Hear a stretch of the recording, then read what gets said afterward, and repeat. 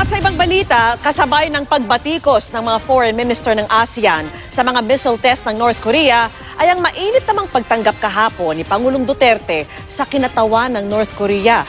Depensa naman ng DFA, gusto lang tumulong ng Pangulo sa pagpapanatili ng kapayapaan sa pagitan ng iba't ibang bansa. Nakatutok si Lay Alvin. Sa pagtitipon kahapon para sa 50th anniversary ng ASEAN, binati at kinamayan ni Pangulong Duterte si North Korean Foreign Minister Ri Yong-ho.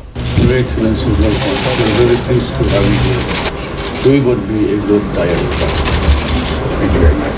Hindi malinaw kung ang ibig sabihin ng Pangulo ay gusto niyang maging ASEAN dialogue partner ang North Korea. Ang mga dialogue partner ng ASEAN, itinuturing na mga katuwang sa mapayapang pag-uusap, gaya ng US, China, Japan at European Union. Ang prerequisite dyan ay meron ka ng significant level of diplomatic relationship with the ASEAN, but more importantly, signatory ka na dyan sa tinatawag na Treaty of Amity and Cooperation. Ang problema kasi dito sa North Korea ay, ang term dyan, rogue state. In clear violation po ang North Korea ng United Nations Security Council, ng international law, non-proliferation treaty, dahil sa kanilang mga provocative action, including yung kanilang nuclear tests. Ang gobyerno ng North Korea sa ilalim ng kanilang supreme leader na si Kim Jong-un ay binabatikos dahil sa serious human rights violations nito, kabilang ang extrajudicial killings, forced labor, torture, arbitrary detention, rape, abortion at iba pang sexual violence. Nagkaroon din ng pangamba dahil sa mga isinasagawa nitong missile testing at pagbuo ng nuclear weapons. Sa joint statement, binatikos ng ASEAN foreign ministers ang intercontinental ballistic missile test ng North Korea na maaaring makaapekto sa peace and stability sa rehiyon. Ang basa ko kay Pangulong Duterte, ang iniibig lang sabihin niya ay tuloy-tuloy dapat yung dialogo in general. Dapat tuloy-tuloy po yung conversation yan kasi hindi po mawawala yung crisis sa North Korea. Paliwanag ni DFA Secretary Alan Peter Cayetano, nais lamang maging peacemaker ni Pangulong Duterte pagdating sa North Korea o DPRK, ang Democratic People's Republic of Korea.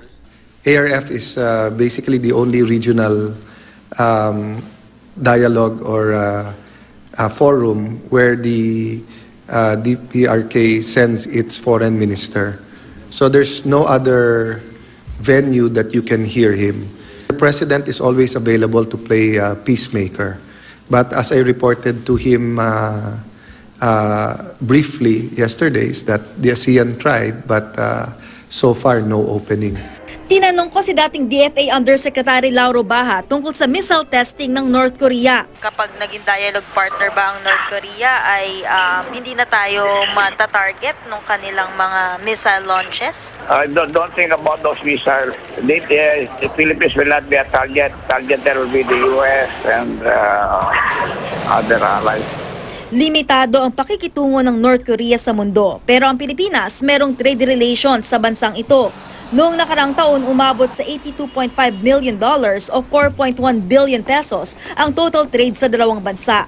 Ang kapansin-pansin, halos doble ito sa halaga noong 2014. Nagangkat ang Pilipinas ng fuels at lubricants, industrial machinery at equipment, bakal at plastic. Kasama naman sa mga in-export natin ang semiconductors, copper concentrates, machinery and transport equipment at saging. Taong 2007 nang makapasok ang GMA News sa Pyongyang, North Korea para sa pagbisita ni Noy Foreign Affairs Secretary Alberto Romulo. Pambihirang pagkakataon ito dahil mahigpit ang gobyerno nito sa pagpapapasok ng mga banyagang media. Limitado ang aming kilos at may itinalaga ang Foreign Ministry na tagabantay sa amin sa lahat ng oras. Pinagbawalan din kaming makihalubilo sa mga ordinaryong mamamayan. Nakita namin ang naglalakihang mga gusali at mga sasakyan, pero kapansin-pansin na konti lamang ang mga tao. At kahit dito, merong mga Pilipino. Dahil sa nandito yung trabaho namin, no choice. Wala kaming masabi, mabait sila. As of June 2016, may 6 na Pinoy na nagtatrabaho sa North Korea. Lay Alviz, Nakatutok, 24 Oras.